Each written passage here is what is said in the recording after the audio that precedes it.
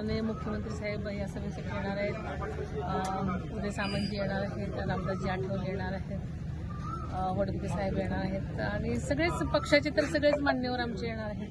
बरं, खूप भावनिक साथ घालणारे फोटोज दिसत आहेत, दादांच्या आठवणी या ठिकाणी दिसत आहेत खूप साऱ्या. दादांच्या आठवणी बारामतीच्या कणाकणात आहे.